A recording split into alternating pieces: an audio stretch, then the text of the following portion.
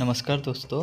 आज मैं आप लोगों को सुनाने जा रहा हूँ शिव जी ने क्यों काटा था पुत्र गणेश का सिर। गणेश जी की उत्पत्ति के विषय में बहुत से मत है और उनके अनुसार 4 से 5 अलग अलग कथाओं का उल्लेख गणेश पुराण में किया गया है, जिसमें से सबसे प्रचलित कथा इस प्रकार है।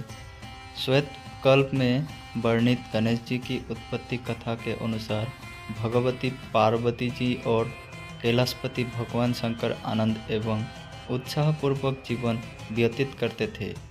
एक दिन दोनों सखियां जया और विजया ने आकर माँ उमा से कहा कि नंदी, भृंगी आदि सभी गण रुद्र के ही है। वो भगवान शंकर की ही आज्ञा में तत्पर रहते हैं। हमारा कोई नहीं है, इसलिए हमारे लिए गण की रचना करे। माता पार्वती जी इस बात को ध्यान में लेकर विचार करने लगी। एक दिन ऐसा हुआ कि भगवती उमा स्नानागार में थी और द्वारपाल के रूप में नंदी खड़ा था। उसी समय महेश्वर वहां पहुँचे।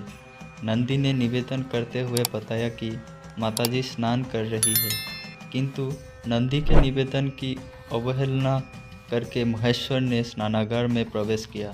इससे माता पार्वती लज्जित हो गई।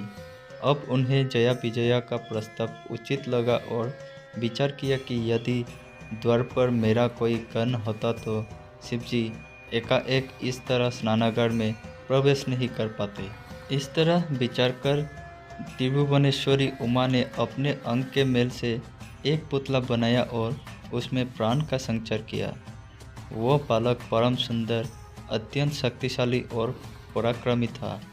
उसने पार्वती जी के चरणों में अत्यंत श्रद्धा के साथ प्रणाम किया और उनकी आज्ञा मांगी। देवी पार्वती ने कहा कि तू मेरा पुत्र है, सदा मेरा ही है।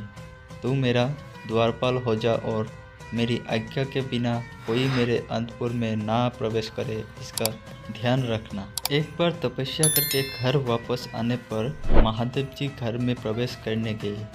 तब दरवाजे के पास खड़े गणपति जी ने उन्हें जाने से रोका। भगवान शंकर गुस्सा हुए। दोनों के बीच युद्ध हुआ। अंत में महादेव जी ने गणेश जी का मस्तक धड़ से अलग कर दिया। पार्वती जी विलाप करने लगी। पार्वती जी के दुख का शमन करने के लिए और गणेश जी को दोबारा जीवित करने के लिए महादेव जी ने एक हाथी का मस्तक काटकर गणपति जी के धड़ पर रख दिया। तब से गणेश जी गजानन कहलाने लगे।